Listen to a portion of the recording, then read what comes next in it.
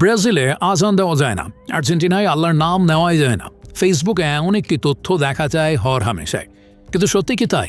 নাকি ধর্মপ্রাণ মুসলিম আছেন ব্রাজিল আর্জেন্টিনায়? রোজ নিয়ম করে হয় কি আজান?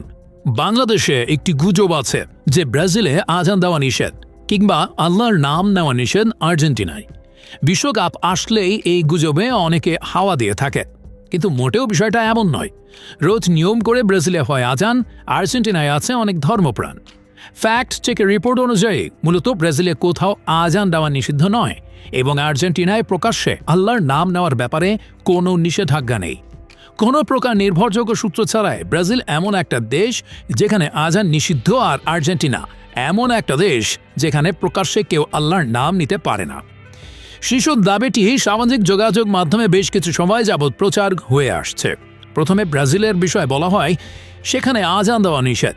ব্রাজিলের আজান বিষয় গুজবের বর্ধিত সংস্করণ হিসেবে আর্জেন্টিনার সম্পর্কিত গুজবটির প্রচলন শুরু হয়।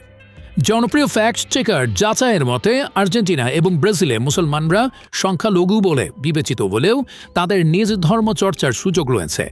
বিভিন্ন কিওয়ার্ড ধরে সার্চ করে পিউ রিসার্চ সেন্টারের 2011 সালে হালনাগাদ করা একটি রিপোর্ট খুঁজে পাওয়া যায়। এর তথ্য অনুযায়ী আর্জেন্টিনায় মোট জনসংখ্যার 2.5% লোক মুসলিম এবং ব্রাজিলে 0.1% মুসলিম।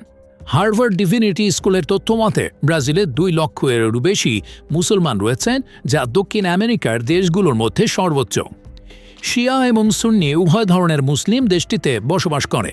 অতীতে ব্রাজিলে কিছু মুসলিম কৃতদাসের জন্য ইসলাম চর্চা আর আরবি শেখা বা শেখানো সম্পূর্ণভাবে নিষিদ্ধ ছিল, কিন্তু বর্তমানে ধর্ম পালন করতে এখন আর কোনো লুকোচুরি করতে হয় না।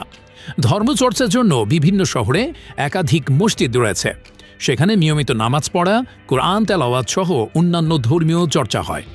এছাড়া ব্রাজিলের মুসলমানরা রমজান এবং ঈদ উদযাপন করে থাকে। ঈদের নামাজ আদায় করতে মুসল্লিরা মসজিদে জামায়াত হন, এবং রমজান উপলক্ষে ইফতারের সময় সেখানকার রেস্তোরাঁগুলোতে বিভিন্ন ধরনের খাবার সাজানো থাকে।